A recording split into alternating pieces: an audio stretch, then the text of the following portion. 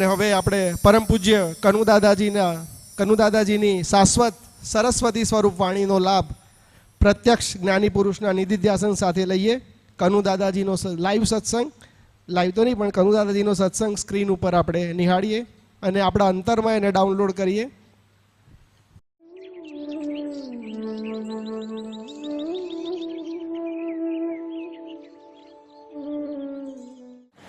એ આપનું એક વાક્ય છે કે હ્યુમન બોડી એ મોટામાં મોટી ફર્ટાઇલ લેન્ડ છે, બહુ જ મોટી. એનું કારણ કે આ શરીર આ માટી છે ને, અને દાદાએ પૂતગલ માટી કહી. હું મારો અનુભવ દાદાના એક એક પ્રાણમાંથી શીખ્યો છું.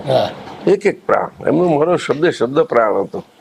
એ શબ્દ સ્વરૂપે મારે લેવો જ નથી. મારો પ્રાણ એ એમનો આપણે ઘણી વખત કહીએ છીએ ને, અનુભવ એક જ છે બેનો.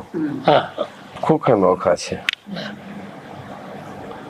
ખુરશી તેની તે જ છે, બેસનારા બદલાયા.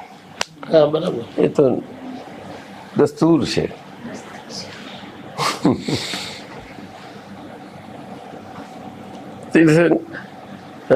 ચક્રવર્તીઓ બદલાયા કરે, પણ ચક્રવર્તી પદનું ખુરશી એક જ હોય, સિંહાસન બધાનું. સમાવર્ષણ દરેક શ્રી તીર્થંકર ભગવંતોના સ્વતંત્ર રચાય, કારણ બધા તીર્થંકર ભગવંતો સ્વતંત્ર છે. શું કહ્યું? પરતંત્ર નથી. તાંત્રિક નથી. સ્વતંત્ર તાંત્રિક કેમ ના થાય?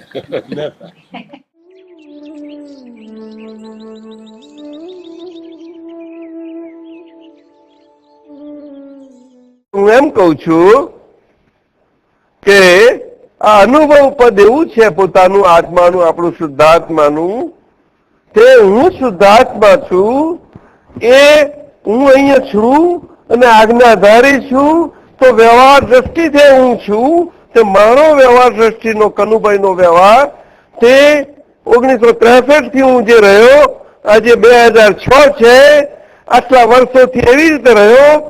ક્યાં ક્યાં ફર્યો છું, જેટલો જ પ્રસંગો બધા આવ્યા, બધા પ્રસંગોમાં અને પ્રસંગોમાં નથી આવ્યો સાથે પણ એ બધામાં બધે પ્રેર થઈ ગયો. કોઈ જગ્યાએ પ્રેરમાં મને કોઈ રોક્યો નહીં, કોઈ રોકી શક્યું નહીં. આમ તમને બધાને લાગે કે રોકવાનું અને રોકવાના પ્રયત્નો ને પ્રસંગો મને એ કોઈ નથી લાગતો, મને મારા પોતામાંથી. That's it. આજે બધા મોટા પુરુષોને આજ બન્યું છે. મહાવીર ભગવાનને 12.5 વર્ષના તપસ્યાના કાળમાં બન્યું છે. કૃષ્ણ ભગવાનની હોલ લાઈફમાં બન્યું છે. સાહેબ રમેશજી, પણ કોણ કૃષ્ણ ભગવાનને ઓળખી શક્યું? બતાવો. Right up to the such a fierce war. બોલો, right on the war. Who understood? Wait, Rameshji. That's it. Right on the wall. Why 2-3 times Krishna Bhagwan himself has to rush to show his state? It was not his effort to show. It was a natural flow of such a great state, beautiful, that such laws cannot recognize. બોલો, કેટલી ભાષામાં કયા શબ્દોમાં કહીએ? બોલો રમેશભાઈ, બોલો ને, તમે આપ સમજાવો મને. મને સમજાવતું નથી અનુભવને. હવે હું કરું છું, મારા જાણવાની બહાર હું રહી શકતો જ નથી. એમાં મારો ગુનો શું છે? અને હું જાણવાની બહાર રહી શકું એવું મારી સ્થિતિ જ નથી રહી. કોઈ લાખ પ્રયત્ન કરીને મારા જાણવાની બહાર ખેંચવા જાય તો હું નહીં રહી શકું. રસિકભાઈ સમજણ પડે? સાહેબ, હવે જાણવાનું જયારે કહું છું ત્યારે તમારા બધા સાથે હું જોવાના સ્વરૂપે ના હોઉં એ કેવી રીતે બની શકશે? બતાવો મને. બોલો. જયારે વાણીના વ્યવહારમાં હોઉં તો વાણીના ઉપયોગથી ના હોવું એ કેવી રીતે બની શકશે? એ બેન પ્રશ્ન પૂછે, આ પૂછે, તમારી જોડે વાતો નથી કરતા અમે? અમને પૂછ્યું? શું તમને બધા નથી જાણતો? બોલો. સાહેબ પૂછે, 11 વર્ષથી મારી સાથે ફરે આ વસંતભાઈ આટલું જાણે? બોલો. તરુબેન બોલ. વર્ષો છે આપણા, દરેકના વર્ષો ગયા છે. બધાને લાગે છે કે મારા વર્ષો ગયા છે, કે હું આમ આટલો છું આમ આટલો થયો છું. રાઈટ? બધાને ગૌરવ થયું મને દાદા મળ્યા છે, તો ગૌરવ રાખો. મને એવું નથી, જરાય નથી. અમે હંમેશા કહ્યું છે, મારી પાસે બધા અનુભવ છે, છતાં મને એ નથી રહ્યું. દરેકે પોતાની ભૂલ પોતે જોવાનો રાઈટ છે. કોઈની ભૂલ કોઈ બતાવે એવો કોઈને રાઈટ નથી. તમે જો મને કહો આ સિદ્ધાંતમાં ગલત કહું છું? બોલો ને. મારી ભૂલ હોય તો બતાવો. વસંતજી બોલાવો. બોલ, મને સમજાવે, કહી દેજો. જો એક જણ બીજાની ભૂલ બતાવી શકતો હોય તો મને કહેજો. રસિકભાઈ કહો,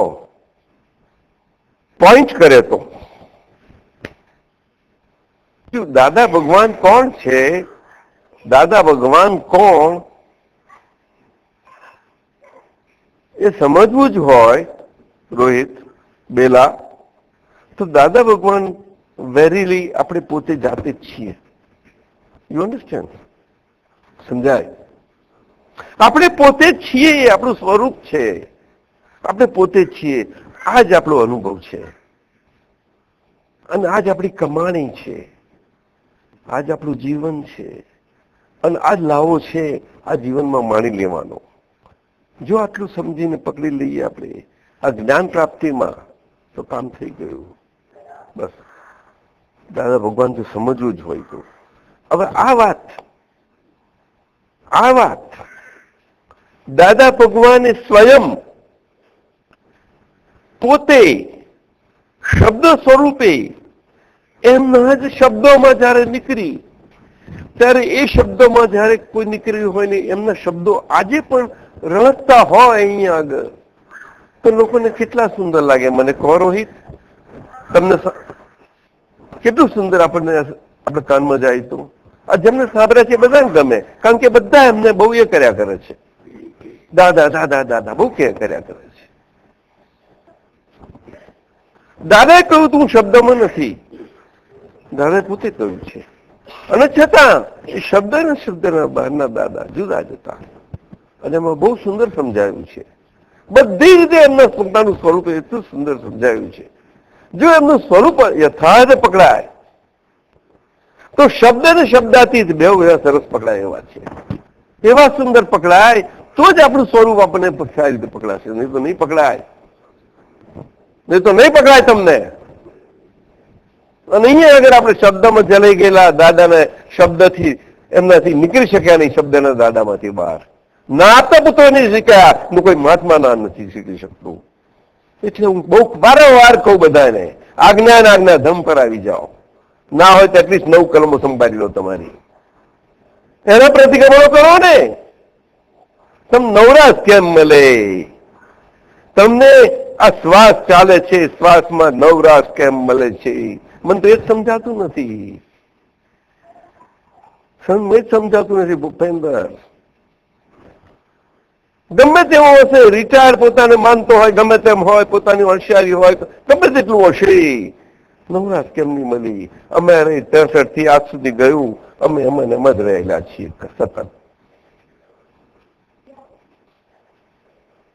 સતત. આ અંદરનો પ્રોસેસ છે. એને મન, વાણી ને કાયા અને બહાર 5 ઇન્દ્રિયો અને એનો દેખાવનો ભાગ, એને અંદર ને કઈ લેવા ને દેવા નથી. આ વિજ્ઞાન છે. શું છે? વિજ્ઞાન છે ને છે જ કે છે. એને નથી ક્યારે પણ નહીં કરી શકે. બચ્ચું પણ કહી શકશે, એ સ્મોલ ચાઇલ્ડ. Is it? સાચું છે પૂજા? બોલ. બચ્ચું પણ ના નહીં પાડી શકે. અને નથી નથી જ કહેશે, એને નથી ન છે ક્યારે પણ નહીં કરી શકે. આ બચ્ચું પણ ના તમને એ શીખવશે. આજના બચ્ચાને મા બાપોએ શિક્ષણ આપવાની જરૂર જ નથી. આજના બચ્ચા મા બાપને શિક્ષણ આપશે. મને આવું સમજાય. હંમેશા જ્ઞાની અને જ્ઞાનીની ભાષા એ મૂક અને સંજ્ઞા એટલી સુંદર હોય છે, જુદી જાત હોય છે એ ના પકડાય તમને બધાને. એ બહુ રેર બનશે. કોણ પકડશે? રમેશ? એને જીભો કામ નહીં કરે. જીભ એને શબ્દો નહીં જોઈએ. નજર મળશે તો કામ છે. બસ આ મુશ્કેલી છે બધી. જો આપણે જે બધા દાદાને મળ્યા શું પ્રત્યક્ષ, જો પ્રત્યક્ષ મળ્યા છીએ અને પ્રત્યક્ષ નથી મળ્યા, જો બહુ કેવો ફરક પડે છે. હું એમ નથી કહેવા માંગતું કે નથી મળ્યા તે કોણ શું કેવી રીતે, એટલે કે નથી મળ્યા એટલે જેમને મળ્યા છે એમનું મહત્વ વધારવા એવી રીતે વાત જરાય નથી કરતો. મહેરબાની કરીને એ અર્થમાં ન લો. પરંતુ દાદા ભગવાનના ઉપર હું વાત કરવા માંગુ છું કે દાદા ભગવાનની સમજ, ઓળખ અને હૃદયની રુજુતા આ સમજવાની જરૂર છે. આપ સમજ્યા રમેશભાઈ? સમજો. એ હૃદય હોય છે તો દાદા ભગવાનને જેમને પ્રત્યક્ષ નથી મળ્યા એમને પણ આજે પ્રત્યક્ષ થઈ જશે. પરંતુ જો લિંક સ્વરૂપે જ્યાં એ લિંક સ્વરૂપનો ભાગ દાદાનો હશે, એમનાથી જેમને એનું અનુસંધાન થઈ શકતું હોય એ અનુસંધાનથી થાય તો અનુસંધાન. મેં કહ્યું અનુસંધાન કોને ક્યાંથી કેવી રીતે થઈ શકે મને કહો. અનુસંધાન કનેક્શન કેવી રીતે કરી શકો? એને એ કલાકના વગરનું થઈ શકતું જ નથી. એ કઈ એવું નથી કે મિકેનિકલી થઈ શકે. રસિકભાઈ સમજાવે?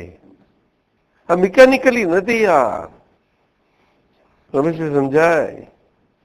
લિંક શબ્દ અહીંયા કહ્યું. દાદા ભગવાને પોતાનું સ્વરૂપ સમજાયું. દાદા ભગવાન કોણ અને એને સમજવું પડશે. જ્ઞાની પુરુષ અનુપમ અજોડ હોય છે. કયા અર્થમાં? એમને એવું નથી કહેવાનું મતલબ કે બીજું કોઈ હોઈ શકે જ નહીં. એ આટલા બધા દીવડા પ્રગટી શકે છે એ બધા જ્ઞાની થાય છે. પરંતુ એ દીવા પ્રગટ્યા છે એટલે કે જ્ઞાની સ્વરૂપે દીવા પ્રગટ થયા. પછી દીવા પ્રગટ થઈ અને એમને પ્રત્યક્ષ થવાનું એમના માટે એ એમને પાસે આવ્યું. હવે સમજાયું કે નહીં? હવે આટલી પ્રગટ ને પ્રત્યક્ષની વાત સિમ્પલ સાદી છે, એટલામાં આટલા વર્ષો નીકળ્યા વાળા જુઓ. દાદા 88 ગયા છે, 2006 શું બને જોઈ લેજો રમેશભાઈ. બધા મહાત્માઓની પાસે આમ તો સદીઓ ગઈ છે અને આપણે ઇતિહાસો શીખીએ છીએ, એમબીઓ કરીએ છીએ, ડિગ્રીઓ ડોલરો કમાયા અમેરિકા બધા જ. રાઈટ મહેન્દ્ર? બોલો. જિંદગીઓ અત્યારે બધા અહીંયા કઈ ભારત ના આ બધી વાતો કરીએ છીએ. બોલો. આ જીવન ચાલી જાય છે, આમ વહેમ નીકળતું જાય છે, એમ જાય છે, પણ એની વેલ્યુ સમજજો. દાદા ભગવાન કઈ એવા નતા કે કોઈને કામમાં ના લાગે. એની ગિવન પોઈન્ટ ઓફ ટાઈમ કોઈ પણ સમયે એવા હતા. તો સમજો આ કારણે વિશે બોલો વસંત. શું આ તો શું કર્યું? જવાબદારી ક્યાં ગઈ? બોલો બોલો. આપને પુત્ર સુધારવાની વાત કરવાની છે. હું એમ પૂછું છું. એટલે મન વાણીને કાયા જવાબદાર છે એમ કહેવા માંગુ છું. એ કોને? તો કે પોતાને જ. કોને? આટલી કોણ સમજ્યું? મુકુલ સમજાયું? આમાં શું ખોટું હતું કે દાદાએ કોઈને એમને મિલિટરીથી તો કહ્યું નથી ને, એમને આર્મી રૂલ તો આપ્યો નથી ને. બોલો, એમને હાથમાં કઈ કેટલું સુંદર આપ્યું છે, બધી ક્રિયાઓમાંથી બહાર કાઢ્યા. ક્રમ વિજ્ઞાન આપણે તો શાબ્દિકમાં જઈ આપણી જે ફિલ્ડ ના હોય એમાં જઈને ઉડતું બધું એ થઈ જાય, એવું થઈ જાય. ગંભીર વાતો, સ્યાદ વાદ અને કાન જે છે તે જે શબ્દાતીત છે તે શબ્દોમાં લાવી તમે અહીંયા જગતને નહીં પહોંચી વળી શકો. અને આજે કેવા કેવા સ્વરૂપે જાય છે, પુસ્તક થાય, આ થાય, તે થાય. કંચન ક્યાં છે? કંચનભાઈ સમજો થોડાક. હા કરો છો તો સમજો, શબ્દો આવે સમજો. દ્રષ્ટિ આંખો છે, વ્યવહારથી આપી છે, કેવું કામ કરશે સમજો. કાન આ તે બધું સમજાય છે તો પછી સમજો તમારી વેલ્યુ.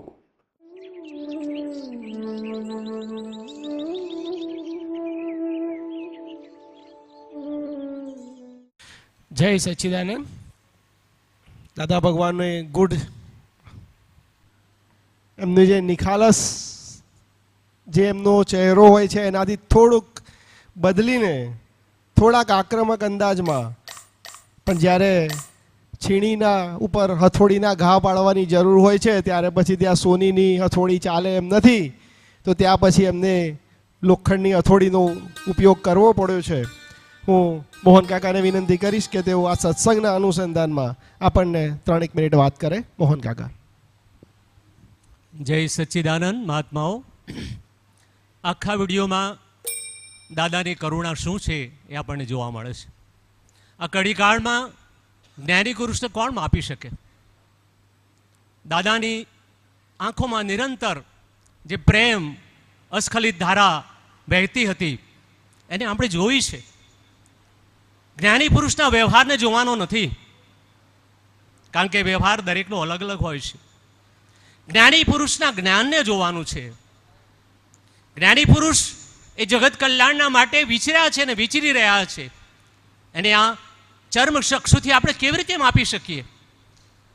જ્ઞાનીને પણ વ્યવહાર છે, પણ એ વ્યવહાર કરે છે એ કરતાપણાથી નથી કરતા, એ નિકાલી ભાવે કરે છે. આપણી દ્રષ્ટિથી જ્યારે જ્ઞાનીને માપવા જઈએ ત્યારે આપણે પોતે માપાઈ જઈએ છીએ. દરેક મહાત્માને અનુભવ છે કે દાદાએ જેમને જ્ઞાન આપ્યું છે એ જ્ઞાન પછી તમારી પરિણતિ શું છે, તમારામાં તમારા સ્વરૂપને જ્ઞાન મળ્યા પછી તમારી આંતરિક પરિસ્થિતિ શું છે. એ જ્ઞાની પ્રત્યે આપણે અહોભાવ, એમના પ્રત્યે સમર્પિતતા, આજ્ઞાંકિતતા એમને એમ આવે છે. પણ કળિયુગના માણસો જ્યારે જ્ઞાનીની ખોડ કાઢવા જાય, એના વર્તનને જોવા જાય ત્યારે કેટલા ભાવ એને રખડવું પડશે એ જાણી શકતા નથી. આખા પ્રસંગમાં દાદાએ નિર્ભીક રીતે પોતાની વાત કરી છે કે પોતાના અનુભવોમાં એમને આ જગતની કરુણાને, આ જગતના લોકો કેમ કરીને જ્ઞાનને પામે, પોતાના સ્વરૂપમાં સ્થિત થાય, એ જ જગત કલ્યાણની ભાવના એમને અવિરત ઝંખી છે. કેટલાક અભાગી લોકો એ જ્ઞાનીની કરુણાને ભૂલી જાય છે. એ જગત કલ્યાણની એમની ભાવના છે એને જુદી રીતે જીવે છે. અને ત્યારે આ જગતમાં આ જ્ઞાની પ્રત્યેની અદેખાઈ, એના પ્રત્યેના કંઈક ભેદભર્યા ભાવો નિર્માય છે. છતાં પણ દાદાની કરુણા એ કદી પણ ઓછી થતી નથી.